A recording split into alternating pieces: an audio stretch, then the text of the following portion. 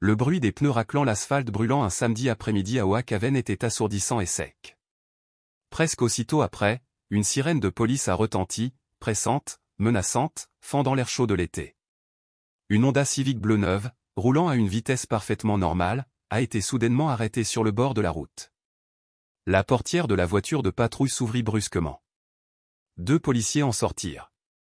L'un d'eux, l'agent Rob Pilaski, était un quadragénaire, blanc, le visage rougeau et les yeux brûlants d'une intensité violente. Sa main reposait déjà sur le pistolet qu'il portait à la hanche. L'autre agent, Kevin Chen, la vingtaine, d'origine asiatique, paraissait tendu, hésitant et légèrement confus. Il suivait son partenaire d'un pas hésitant. « Sortez de la voiture tout de suite. Levez les mains au-dessus de votre tête pour qu'on puisse voir », aboya l'agent Pilaski, sa voix empreinte de malice et d'agressivité, comme si le passager de la Honda Civic était un dangereux criminel fuyant la justice. La portière de la voiture s'ouvrit lentement en grinçant. Une jeune femme noire, probablement d'une trentaine d'années, sortit. Elle portait des vêtements simples, un simple jean bleu et un t-shirt blanc immaculé. Avec une obéissance calme, elle leva les mains bien au-dessus de sa tête, comme on le lui avait demandé. « Quelque chose ne va pas, agent ? Ai-je fait quelque chose de mal ?» demanda-t-elle d'une voix calme, perplexe, en quête de compréhension, mais dénuée de toute peur ou de panique. « Tais-toi. Ne me parle pas, hurla Pilaski, d'un ton empreint de mépris, d'arrogance et d'un désir de domination. Il s'avança vers elle, la scrutant des pieds à la tête. Puis, sans avertissement, sans aucune indication de menace ou de résistance de la part de la femme, qui se tenait toujours immobile, les bras levés, Pilaski a soudainement sorti son Glock 19 de son étui. Un craquement sec et aigu déchira le silence du quartier. La femme s'effondra à genoux, un cri d'agonie lui étranglant la gorge. Du sang ruissela rapidement sur son t-shirt blanc immaculé, la tache cramoisie s'agrandissant comme une plaie sur le trottoir silencieux. L'agent Kevin Chen resta figé. Son visage était devenu pâle comme un fantôme. Il avait le souffle coupé. Il n'arrivait pas à croire ce qu'il venait de voir. Pilaski fixa le pistolet dans sa main, le canon encore chaud et fumant. Puis il baissa les yeux vers la femme, gisant dans une mare de sang grandissante, silencieuse désormais. Qu'avait-il fait? Était-ce un moment de rage aveugle? Une erreur brutale et irréversible? Tout cela en un clin d'œil. Savait-il seulement à qui appartenait le corps que sa balle imprudente venait de percer? La justice resterait-elle désormais silencieuse? Détournerait-elle le regard et tolérerait-elle un acte aussi monstrueux et inhumain? La femme qu'il venait d'abattre était le capitaine Esha Taylor. À seulement 32 ans, Esha était une étoile montante, un officier décoré, la fierté de l'armée américaine. Capitaine et chef d'équipe d'une unité d'infanterie mécanisée d'élite, elle revenait récemment d'un déploiement éprouvant de 9 mois dans une zone de guerre explosive du Moyen-Orient, où elle et son équipe avaient frôlé la mort chaque jour. La capitaine Taylor était connue et admirée au sein de la communauté militaire pour son courage exceptionnel, son leadership naturel et son sens aigu des décisions.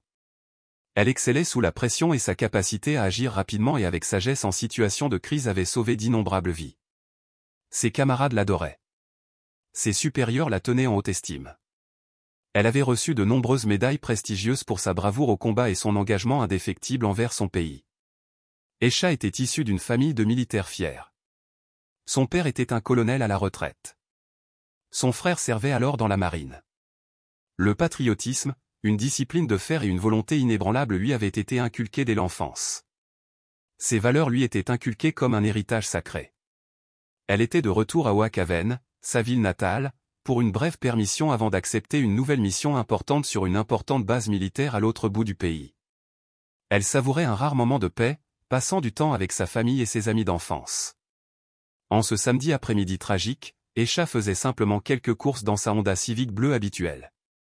Elle comptait faire des courses, puis rendre visite à une ancienne camarade de lycée qu'elle n'avait pas vue depuis des années. Elle portait des vêtements civils.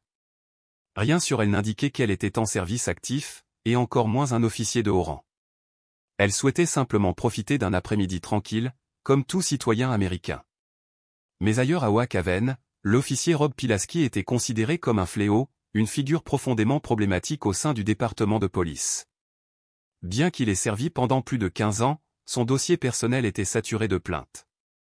Des membres de la communauté l'avaient accusé à plusieurs reprises d'usage excessif de la force, de comportement agressif et, plus inquiétant encore, de racisme manifeste, notamment envers les personnes de couleur et les autres minorités. Pilasky n'était pas seulement empreint de préjugés. C'était un suprémaciste blanc et un homme violent, empli de haine, de suspicion et de ressentiment. Il croyait que les minorités étaient responsables de tous les crimes, de toute décadence, de tous les désordres. Il était facilement provoqué par la moindre contestation ou par le moindre manque de respect perçu et il répondait souvent par une force disproportionnée et brutale. Bien qu'il ait fait l'objet de multiples enquêtes, les investigations internes n'avaient mystérieusement abouti à rien. Peut-être était-ce dû à la protection de ses collègues. Peut-être au manque de preuves. Quelle qu'en soit la raison, Pilasky avait échappé à toute sanction. Il était devenu plus audacieux, plus téméraire, de plus en plus détaché de la loi qu'il prétendait défendre. Kevin Chen, en revanche, venait tout juste de terminer ses études à l'académie de police. Il avait été jumelé à Pilasky pendant quelques mois. Américain d'origine asiatique de deuxième génération, né et élevé aux États-Unis, Chen était entré dans la police avec un regard brillant et de bonnes intentions. Il voulait servir, protéger, faire la différence. Mais la réalité le frappa durement et rapidement. Sous la direction de Pilasky, Chen a rapidement perçu l'ombre cachée derrière ce badge. Il a été témoin d'insultes, de railleries cruelles, de mauvais traitements infligés sans raison à des innocents, surtout des personnes de couleur. Au début, Chen a tenté de les ignorer. Il manquait d'expérience. Il avait peur. S'exprimer pouvait tout lui coûter, son emploi, sa sécurité. Il ne dit donc rien. Ou, au mieux, formula des objections faibles et incertaines qui ne changeaient rien. Le silence le rongeait. La culpabilité le rongeait. Mais chaque jour, il s'enfonçait davantage dans la spirale toxique créée par le poison de son officier supérieur. Cet après-midi-là, lorsque Pilasky et Chen partirent pour leur patrouille de routine, Pilasky était déjà de mauvaise humeur. Plus tôt dans la matinée, il s'était disputé avec sa famille. Il était irritable, en colère, cherchant quelque chose ou quelqu'un sur qui exprimer sa frustration. Lorsqu'il aperçut Esha Taylor, une femme noire bien habillée au volant d'une voiture relativement récente, ses préjugés profondément ancrés reprirent le dessus. Il décida de l'arrêter, même sans motif légal. Esha n'avait enfreint aucune loi. Sa voiture n'avait rien de suspect. Mais dans l'esprit tordu de Pilasky, elle n'avait pas l'air d'une personne qui appartenait à ce quartier. Elle devait être suspecte. Un trafiquant de drogue, peut-être. Quand Esha est sortie de sa voiture, elle n'a rien fait de mal. Elle a suivi toutes les instructions. Elle a posé des questions calmes et respectueuses. Elle voulait simplement savoir pourquoi on l'arrêtait. Mais pour un homme comme Pilasky, cela suffisait. Une femme noire demande pourquoi chercher à rendre des comptes était un affront intolérable à son sens pervers du pouvoir. Il se sentait défié. Humilié. Manqué de respect. Et en cette fraction de seconde, consumé par la haine raciste, la rage aveuglait ses propres démons tordus, il a appuyé sur la gâchette. Et un héros national est tombé. Pilasky n'hésita pas à dégainer son arme et à tirer directement sur Esha Taylor, immobile, les bras levés au-dessus de la tête, totalement sans défense. La balle de 9 mm tirée par le Glock de Pilasky atteignit Esha au côté gauche de l'abdomen, lui infligeant une blessure grave et potentiellement mortelle. Elle s'effondra aussitôt, la douleur atroce la laissant presque inconsciente. Du sang frais coulait de la blessure, trempant le t-shirt blanc qu'elle portait, le transformant en un rouge profond et horrible. L'officier Kevin Chen resta figé, tel une statue. Son visage était devenu pâle, ses yeux écarquillés d'horreur, face à l'inimaginable, l'acte insensé, injustifié et profondément irrationnel de son camarade. Il ne comprenait pas comment Pilasky pouvait agir aussi cruellement, sans provocation, comme un possédé. Les coups de feu, tirés en plein jour, ont provoqué une onde de choc dans le quartier habituellement calme. Plusieurs riverains ont entendu les détonations, ont jeté un œil par la fenêtre et, face à l'horreur qui se déroulait sous leurs yeux, ont immédiatement composé le 911, signalant l'incident avec frénésie et demandant une ambulance. Pilasky, après le choc initial de la prise de conscience de ce qu'il venait de faire, commença à ressentir une peur lancinante ou une crainte diffuse mais grandissante face aux graves conséquences auxquelles il allait sûrement faire face. Mais au lieu d'appeler à l'aide ou de prodiguer les premiers soins à Esha, son instinct de survie et son habitude bien ancrée de dissimuler ses méfaits prirent le dessus. Il a commencé à essayer de falsifier la scène, en criant sur l'officier Chen, lui ordonnant de se taire, d'arrêter de dire des bêtises et de suivre les ordres exactement comme ils étaient donnés. Pilaski a peut-être même tenté de mettre en scène la scène, en plaçant près d'Escha un objet ressemblant à une arme, espérant justifier la fusillade par la légitime défense. Mais ce stratagème, s'il a existé, ne s'est pas déroulé comme prévu. Les témoins ont rapidement commencé à se rassembler. Et peut-être l'agent Chen, bien que terrifié, avait-il encore un peu de conscience et n'a-t-il pas pleinement coopéré à la supercherie? Alors que d'autres unités de police et une ambulance d'Ohakaven arrivaient sur les lieux, l'officier Pilaski a déclaré à ses supérieurs que la femme sur laquelle il avait tiré avait violemment résisté à son arrestation, refusé d'obéir aux ordres légaux et avait même menacé sa vie, le forçant à tirer en état de légitime défense. L'agent Chen, trop intimidé par l'agressivité de Pilaski et les menaces voilées, hésita d'abord. Dans sa première déclaration, il hésita et soutint la version des faits de son partenaire, malgré un sentiment de culpabilité et de désarroi. Escha Taylor a été transporté d'urgence par les ambulanciers à l'hôpital central d'Ohakaven dans un état critique, sa vie ne tenant qu'à un fil. À l'hôpital, les meilleurs chirurgiens ont travaillé sans relâche pour la sauver. La balle avait gravement endommagé des organes vitaux de son abdomen, et elle a dû subir plusieurs interventions chirurgicales complexes de plusieurs heures. Elle avait perdu une quantité considérable de sang, et le pronostic initial était sombre. La famille d'Escha, ses parents, son frère, un officier de la marine en poste dans une base isolée, et sa sœur, une étudiante ont été dévastés, choqués et enragés lorsqu'ils ont appris la nouvelle. Ils ont refusé de croire les premières affirmations de la police selon lesquelles Escha avait résisté ou proféré des menaces. Ils la connaissaient trop bien. Aïcha était une soldate disciplinée, une femme respectueuse des lois, quelqu'un qui n'aurait jamais eu de comportement imprudent ou violent. La nouvelle de la mort du capitaine Escha Taylor, une héroïne de guerre décorée récemment rentrée au pays, abattue par la police locale dans sa ville natale, s'est rapidement répandue dans la communauté militaire. Son ancienne unité et ses supérieurs de l'armée américaine étaient stupéfaits, en colère et incapables d'accepter ce qui s'était passé. Ils connaissaient son caractère, son professionnalisme et son courage inébranlable. Et ils décidèrent, sans hésitation, de ne pas laisser leurs camarades souffrir seuls. Une fois l'état d'Escha stabilisé, bien que toujours grave et nécessitant des soins intensifs, sa famille a finalement réussi à contacter les enquêteurs et les autorités. Ils ont fourni des documents complets et incontestables sur la véritable identité d'Escha, capitaine de l'armée américaine, officier décoré, soldat ayant risqué sa vie pour son pays, symbole de service, de courage et de sacrifice. Cette révélation a frappé le département de police d'Ohakaven et le gouvernement local comme un tremblement de terre. La femme abattue par Pilaski n'était pas une simple femme noire anonyme, ni une suspecte, comme il l'avait prétendu à tort. C'était une officier d'active respectée, un symbole vivant d'honneur et de patriotisme. L'armée américaine, en particulier le commandement auquel appartenait l'unité d'Escha, ainsi que les agences d'enquête criminelle de l'armée, SID, ne pouvaient pas rester les bras croisés. Ils avaient à la fois le devoir et le droit de protéger l'honneur et la sécurité de leurs militaires, en uniforme ou non. Une équipe d'enquête spéciale, composée d'enquêteurs d'élite, de spécialistes médico-légaux, d'analystes de scènes de crime et d'interrogateurs qualifiés, expérimentés dans certains des environnements les plus difficiles du monde, a été immédiatement dépêchée à Ohakaven par le site de l'armée. Leur mission, coordonnée étroitement avec, et en vérité supervisée, l'enquête du service de police local tout en menant simultanément leur propre enquête indépendante pour découvrir toute la vérité.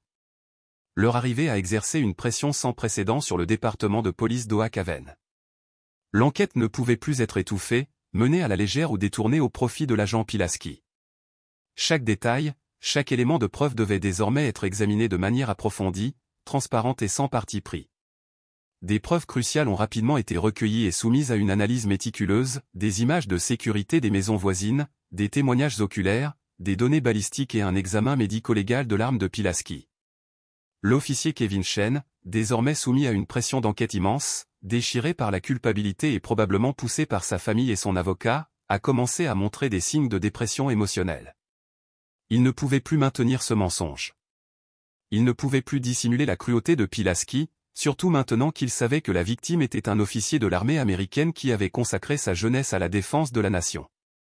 Les agents du SID, grâce à leur grande expertise et à leurs compétences en matière d'interrogatoire, ont rapidement repéré les contradictions et les incohérences dans les rapports initiaux fournis par Pilaski et Chen. Ils ont tourné leur attention vers Chen, qui semblait être le maillon le plus faible de la conspiration.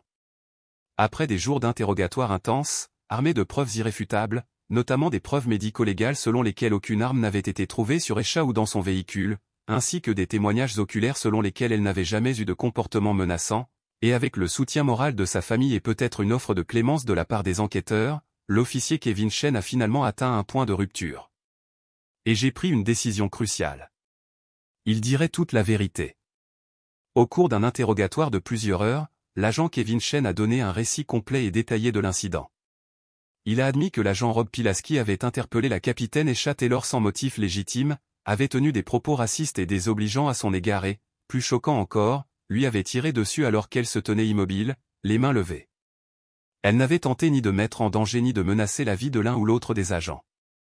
Chen a également avoué qu'après la fusillade, il avait été menacé par Pilasky et contraint de faire de fausses déclarations en sa faveur pour aider à dissimuler le crime. Le témoignage de l'agent Kevin Chen a porté un coup irréfutable et dévastateur, révélant les mensonges flagrants de l'agent Rob Pilasky et ses efforts pour dissimuler la vérité. Sur la base du témoignage de Chen, ainsi que des nombreuses preuves matérielles et des témoignages recueillis au cours de l'enquête, les autorités disposaient de suffisamment d'éléments pour conclure que l'agent Pilasky avait commis des crimes extrêmement graves. Un mandat d'arrêt d'urgence a été émis contre Pilasky peu après. Il a été arrêté au commissariat et inculpé de plusieurs infractions graves, notamment de coups et blessures volontaires graves au moyen d'une arme dangereuse avec circonstances aggravantes, d'abus de pouvoir, de fausses déclarations à un organisme d'enquête et, possiblement, de crimes haineux motivés par une discrimination raciale avérée. L'arrestation et les poursuites contre l'agent Pilasky ont déclenché une vague d'indignation publique massive, non seulement à Wakaven, mais dans tout le pays. L'image d'une soldate noire ou une femme qui avait versé son sang et consacré la fleur de l'âge à protéger son pays gisant maintenant grièvement blessée après avoir été abattue par les policiers qui avaient juré de la protéger, tout cela à cause de préjugés raciaux aveugles et d'abus de pouvoir incontrôlés, est devenu insupportable pour beaucoup. Des manifestations pacifiques ont éclaté dans de nombreuses grandes villes pour réclamer justice pour la capitaine Esha Taylor et réclamer des réformes policières radicales et radicales. Son histoire est devenue un puissant symbole de la lutte continue contre les brutalités policières et le racisme systémique qui continue de sévir au sein de la société américaine. Alors que sa santé s'améliorait progressivement, bien qu'elle restât très faible et confinée à un fauteuil roulant, la capitaine Esha Taylor prit la courageuse décision de ne pas se taire. Depuis son lit d'hôpital, par l'intermédiaire de sa famille et de son équipe juridique, elle fit une déclaration forte et courageuse, exigeant que justice soit rendue avec la plus grande rigueur, non seulement pour elle-même, mais aussi pour toutes les victimes innocentes des violences policières à travers le pays. Son histoire est celle d'un soldat qui a combattu courageusement contre des ennemis dans des zones de guerre lointaines, et qui est aujourd'hui contraint de mener une autre guerre pour reprendre sa vie en main et exiger justice dans son propre pays, a inspiré et profondément touché le cœur de millions de personnes. La bravoure, l'esprit inflexible et la volonté féroce d'Esha ont exercé une pression immense sur le système judiciaire pour qu'il prononce une peine qui corresponde véritablement au crime.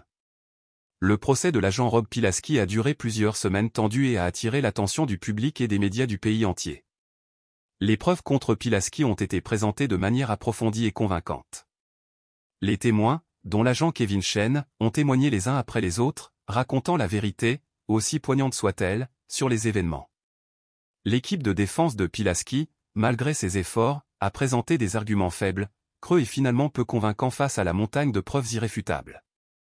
La capitaine Esha Taylor, bien que toujours en convalescence, a fait l'effort d'être présente à plusieurs audiences importantes.